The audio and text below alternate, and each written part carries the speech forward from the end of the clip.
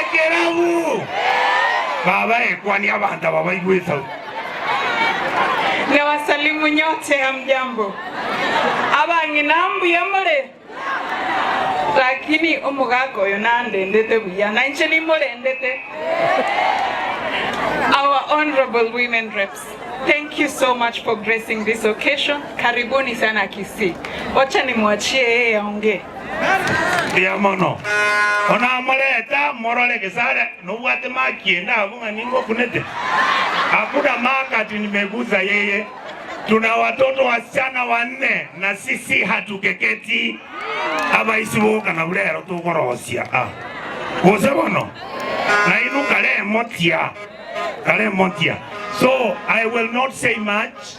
I want to completely recognize that all of you are from different political parties. All of you have different opinions about our country. Today was the day for our women in Kisii and for the women of the constituency that has voted for me for more than 20 years. I will not discuss any politics because I respect all of you. But this road here is bad. Can somebody do it? Jafet, njua.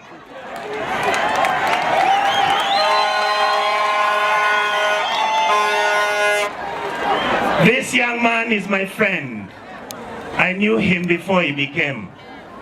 I tried to help him where I could, but I still loved Honorable Jimmy Angwenyi. But God sorted them out. Keep up the spirit. These people don't want stories. Do the roads, do the schools, get them water, work with these leaders, make sure you are polite. I know you are richer than me now. Don't use your money. Respect these people. Thank you. You are a great man. Take care of it. Nkuanena ki bono nkuwa yena. Muma etaka eri kaliga itoka kararia.